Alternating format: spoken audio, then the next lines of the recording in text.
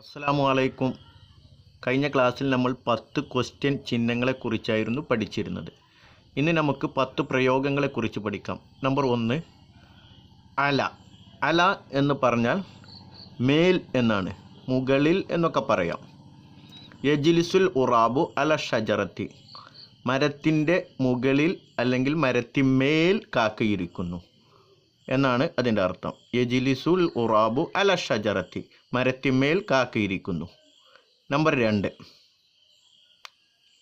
ഫൗക്ക. ഫൗക്ക എന്ന് പറഞ്ഞാൽ മുകളിൽ എന്നാണ്. നഷദൽ അബു അന്നമൂല ഫൗക്കൽ ഹജരി, കല്ലിൻ്റെ പുറത്ത് നെമ്മൂലിൻ്റെ ഉപ്പ തിരഞ്ഞു എന്നാണ്. ഫൗക്ക എന്ന് പറഞ്ഞാൽ മുകൾ. നമ്പർ 3, ഫി. ഫി എന്ന് പറഞ്ഞാൽ ഇൽ, ഉള്ളിൽ എന്നൊക്കെ അർത്ഥം വരുന്നു. നഷദൽ അബു അന്നമൂല ഫിൽ ജുഹിരി, മാളത്തിൽ നെമ്മൂലിൻ്റെ ഉപ്പ തിരഞ്ഞു. നമ്പർ 4, തഹ്ത. തഹ്ത അണ്ടർ, അടിയിൽ.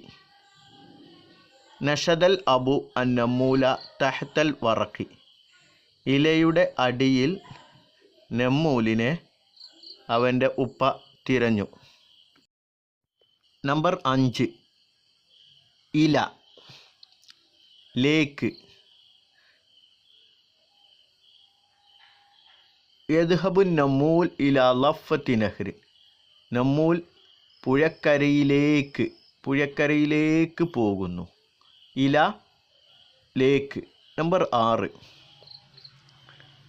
മഅ, കൂടെ, ഒപ്പം എന്നൊക്കെ പറയാം. യൽഅബു നമൂൽ മഅൽ അഖി വൽ ഉഖ്തി, നമൂൽ അവൻ്റെ സഹോദരിക്കൊപ്പം, സഹോദരിയുടെ കൂടെ, സഹോദരൻ്റെയും കൂടെ കളിക്കുന്നു. നമ്പർ 7, ബിഖുർബി. ബിഖുർബി എന്ന് പറഞ്ഞാൽ അടുത്ത്. യജിലിസു നമൂൽ ബിഖുർബിൽ അബി, നമൂൽ ഇരിക്കുന്നു അവൻ്റെ ഉപ്പയുടെ അടുത്ത്. ബിഖുർബിൽ അബി, ഉപ്പയുടെ അടുത്ത്. യജിലിസു നമൂൽ ഇരിക്കുന്നു. ബിഖുർബി എന്ന് പറഞ്ഞാൽ അടുത്ത്. 8, ബൈന. ബൈന എന്ന് പറഞ്ഞാൽ ഇടയിൽ എന്നാണ്. നോക്കൂ, യഖൂമു നമൂൽ ബൈനൽ ഉമ്മി വൽ അബി, നമൂൽ ഉമ്മയുടെയും ഉപ്പയുടെയും ഇടയിൽ നിൽക്കുന്നു. ഉമ്മയുടെയും ഉപ്പയുടെയും ഇടയിൽ നമൂൽ നിൽക്കുന്നു. അപ്പോൾ ഇടയിൽ എന്നതിനാണ് ബൈന എന്ന് പറയുന്നത്.